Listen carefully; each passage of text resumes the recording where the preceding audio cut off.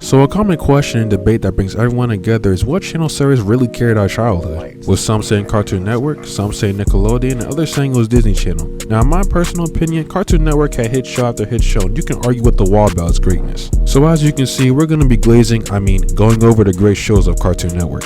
Firstly, what's a Cartoon Network video without mentioning Adventure Time? So Adventure Time was arguably Cartoon Network's best show, as the show ran for 10 seasons from 2010 to 2018. The show followed the main characters Finn the human and Jake the dog as they went on adventures in their post-apocalyptic world of Ooh. World building wise, this show is way bigger than most think out their first watch, as at its basics, the show does an amazing job of keeping everything vibrant and jolly while also getting the point across that this is a post-apocalyptic world, meaning not everything is as happy as characters may make it seem. This contrast really helps the viewer be enveloped in the mystery of the world, as many clues are hidden in the show that point to things being a lot more grim than firstly advertised. Another aspect of the show which I consider as my favorite aspect is the character development. Like I said earlier, the show is very lighthearted in the beginning, with the typical adventures of rescues and quests being normal for Jake and Finn, but as the show progresses, you notice that everyone begins to have a new outlook on life. Starting off with Finn, in the beginning of the show, he's a very naive preteen who's obsessed with becoming or proving himself a hero to the world of Ooh, constantly committing acts that he views as heroism but not realizing the consequences of his actions as they really affect others in a negative way.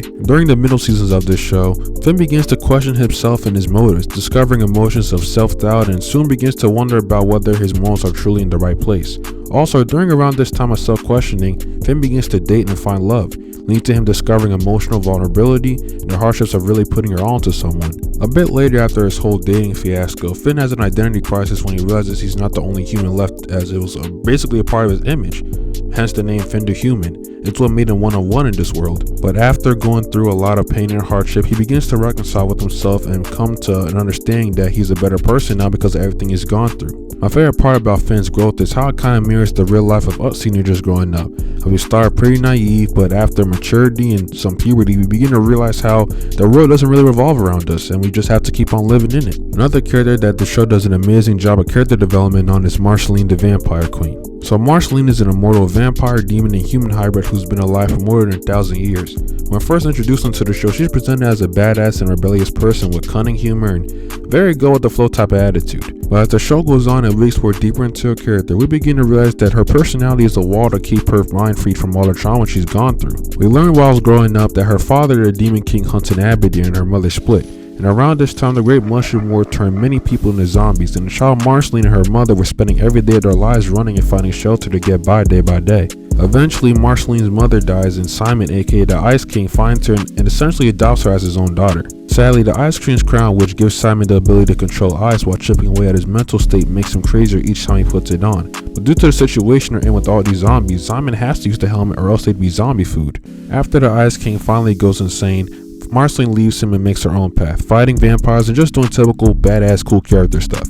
So as the series progresses, it becomes more apparent all this loss has made Marceline deep in desire of love, and finally finds that love when she begins her relationship with Princess Bubblegum. And the two go through their ups and downs and sometimes crazy fights, but they always stay together no matter what. So yeah, y'all, if y'all like story, fights, mystery, then y'all will love this show. I'm not letting you down with this recommendation for sure. Next show we gotta talk about is my personal favorite of the Cartoon Network collection, Regular Show. So Regular Show covers the lives of the duo Mordecai and Rigby and their daily activities working at the park. This show covers topics that make it watchable to people of all ages, with mean bosses breathing down their necks, college troubles, girl issues, and midlife crises. The best part about this show is that it covers all of this while still being hilarious and presentable to a kid audience. So instead of talking about typical analysis stuff like character development and just, regular other stuff, we're going to talk about their themes, as the Regular Show themes really stick out to me a lot. The first thing we got to talk about in regards to Regular Show is embracing adulthood, as Rigby and Mordecai are a duo consisting of a college dropout and a high school dropout, so their immaturity in the show tends to get them in trouble with not just their boss but in life circumstances as well, with Rigby specifically being the one to get the duo in trouble in practically every situation, whether it's him eating food at the wrong time or trying to drag Mordecai into his mess somehow, some way.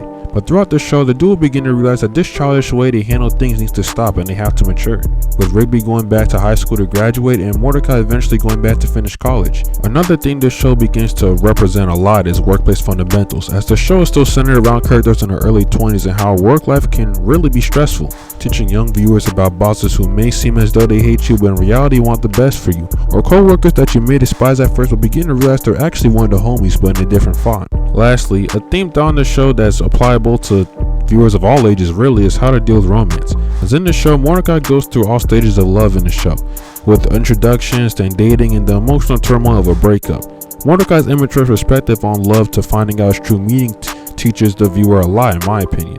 So overall, this show is just the goat of all cartoons of all time, like for real. Another Cartoon Network show we have to talk about is Steven Universe. Now hold on, don't leave the video yet. I know you might not fuck with the show, but you must admit it ran Cartoon Network for quite a while. Plus you're already this deep in the video, so it might as well finish and just stay with us for now. Anyway, Steven Universe was a Cartoon Network phenom that ran from 2013 to 2019.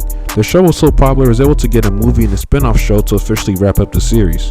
The show is about a boy named Steven Universe whose life revolves around him being half gem, which are an alien species that are living gem organisms who have various abilities. Steven's mom, Rose Quartz, was a gem rebel who died giving up her form to give birth to Steven. I know it's a bit of an strange plot, but trust me, this show was something really special from my childhood. Firstly, one of my favorite parts about this show was Steven coming to terms with his identity. Pause. I mean, Steven being half gem and half human leads to him being self-conflicted at times, as he feels small or inadequate to the gems he lives with due to him not being able to fully harness his powers or see things the way they do. While on the human side, overall, he's friends with many people but still somewhat secluded due to the fact he isn't fully human. This theme of self-discovery isn't just shown in Steven but in characters around him too. Pearl, a gem who fought with Steven's mom, is still obsessed with her past serving Rose Quartz and was hit the hardest when she realized that Rose was giving up her life to give birth to Steven. Amethyst, another gem who fought with Steven's mom, doesn't believe in her self-worth and doesn't like her body at all, which is why she abuses her shape-shifting abilities the most and is always desperate to gain attention and make others laugh. Lastly, Garnet is a gem fusion of Ruby and Sapphire. Gem fusions are when single gems combine their powers and likeness to become something greater, and Garnet just so happens to be the first fusion of all time. Her confident aura she exudes kinda hides the inside turmoil she goes through whilst being a fusion. Another aspect of this show that I love is its world building and storytelling. Similar to Adventure Time, Steven Universe is a show that introduces itself as something lighthearted but slowly begins to dive into how serious being a gem can really be, introducing corrupted gems, gems who have gone crazy and turned into monsters, with the crystal gems' jobs being to seal and contain them until they can be healed again. The show in its later seasons brings us into the life of the Diamonds, who are essentially the makers and gods of gems. Their corrupt and power-hungry nature is what terrorizes gems and what led to the Revolutionary War, where Steven's mom became known as a rebel hero. Lastly, this show's soundtrack is just peak cinema, with their soundtrack perfectly describing each setting or dialogue in the show. And I won't lie, I got a few songs on my playlist too.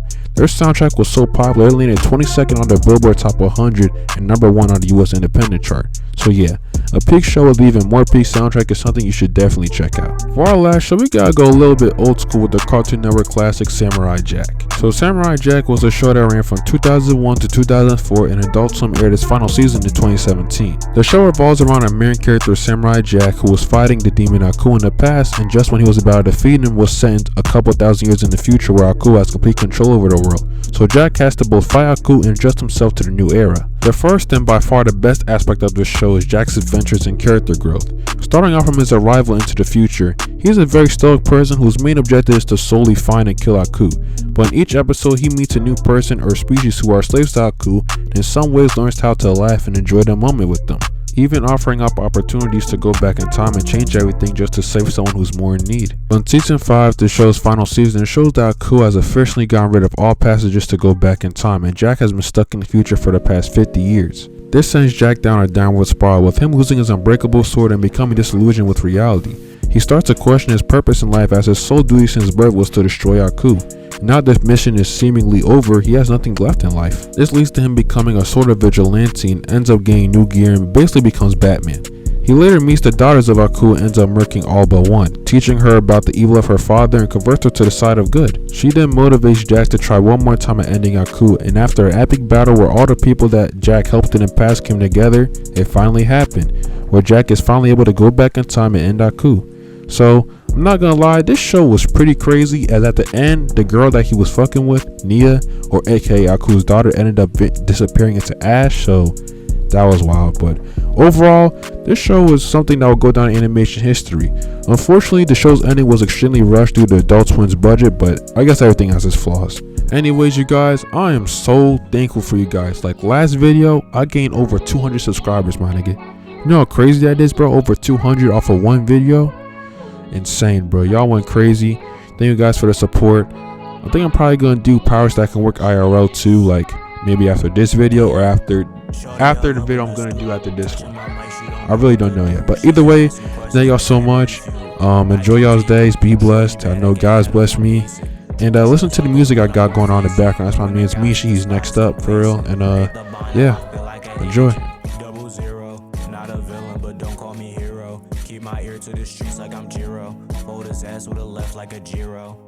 Damn, your friend tripping, she don't want my mans.